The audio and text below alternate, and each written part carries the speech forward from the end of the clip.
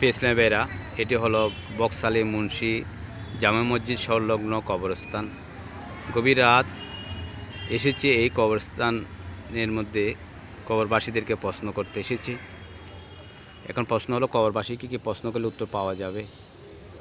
কবরবাসীদেরকে প্রশ্ন করতে এসেছি, হে কবরবাসী, তোমাদের প্রতি আমার সালাম।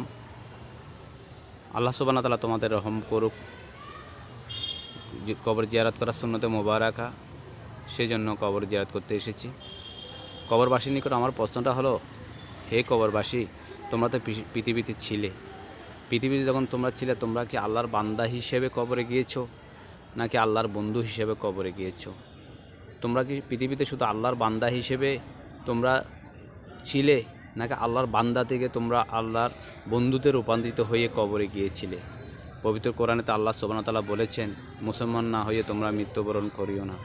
কারণ তোমরা যখন পৃথিবী থেকে পরকালে গিয়েছো, তোমরা কি আল্লাহর বন্ধু হিসেবে গিয়েছো নাকি আল্লাহর বান্দা হিসেবে গিয়েছো? কেউ যদি আল্লাহর বান্দা হিসেবে যদি কবরে যায়, তাহলে তার জন্য ভয় আছে, চিন্তা আছে এবং পেরেশানি রহিয়েছে।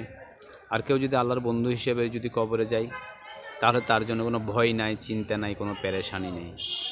প্রিয় স্নেহিতরা, আসুন আমরা একটা নিয়ত করি, আমরা এই পৃথিবীতে আমরা আর আল্লাহর বান্দা থেকে আমরা আল্লাহর বন্ধুতে রূপান্তরিত হব।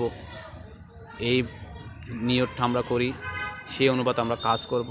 মুসলমান হয়ে আমরা কবরে যেন যেতে পারি, সেই অনুপাতে আমরা কাজ করব, আমাদের জীবন পরিচালনা করব ইনশাআল্লাহ।